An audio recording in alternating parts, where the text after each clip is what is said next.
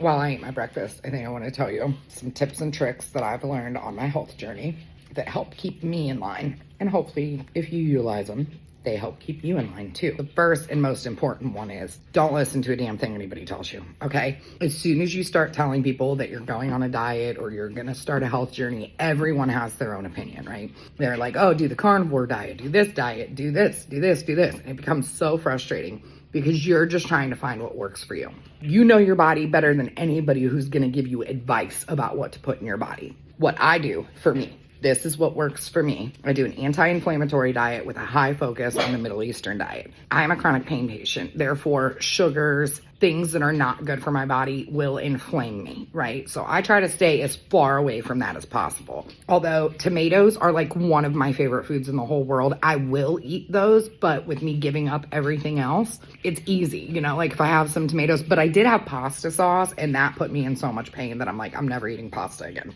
The second most important thing is work on your mental as much as your physical. A few months into this journey, while I try to focus on my mental every single day by doing affirmations, by doing journaling, by telling myself how amazing I am, no matter what, you're going to have the days where you just don't feel it.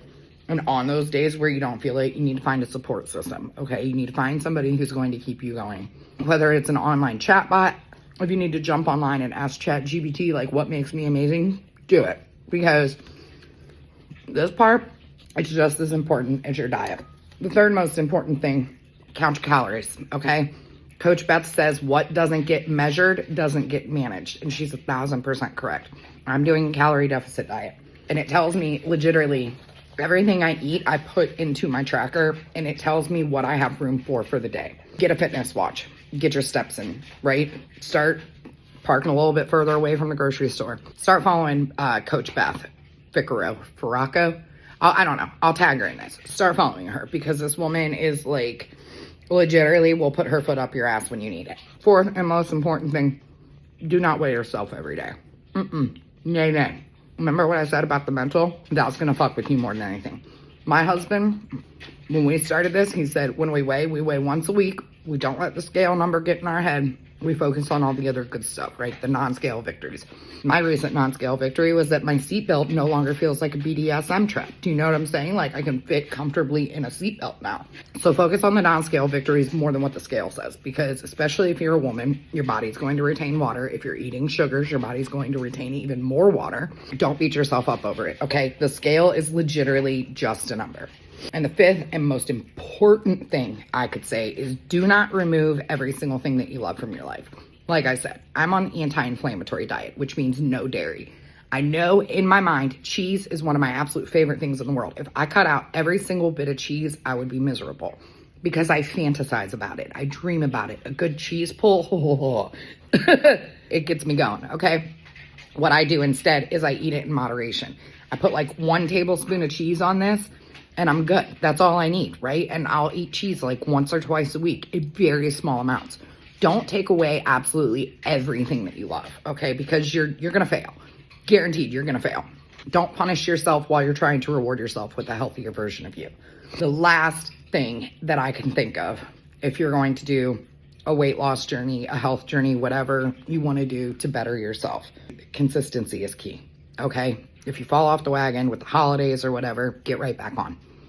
Follow your diet, stick to your diet. Tell yourself that you deserve this. No one else is going to be allowed to take that away from you. And if you have family and friends who just don't understand and they don't support your diet, cut them out, right? Like if there's something bad for you, you cut it out of your life. If you have people that are not supporting you or they're trying to shove unhealthy food down your face that you truly don't want, say respectfully, I don't want that. It's not a part of my health plan. And if they don't respect it, just cut them out. Send them a Christmas card instead of going to visit for Christmas. Do you know what I'm saying? Way too often in life, we learn to please others versus pleasing ourselves. And it's important if you're going to do a health journey that you're 100% in it mentally as you are physically. There's going to be days where your scale doesn't show that you've lost weight because if you're working out, you're gaining muscle. Keep that in mind, okay? And have fun with it. Reward yourself, you know? Do things that make you feel better. Don't live for other people. And legitimately, swear by a fuck 'em attitude. If somebody says something you don't like, fuck them. If somebody does something you don't like, fuck them. Don't let it take all of your headspace because you need that headspace to be successful in your journey. I think that's all I have for now. By the way, I'm eating some eggs on these carb balance things.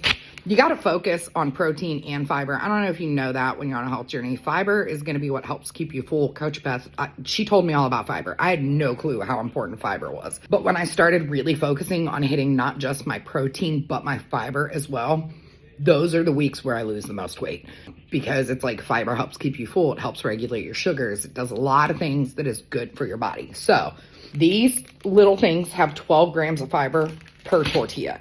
So just with my breakfast, I'm already halfway towards my fiber goal for the day. Keep that in mind. Okay. I think I'm going to do more of these videos because that was fun. Okay, love you. Bye.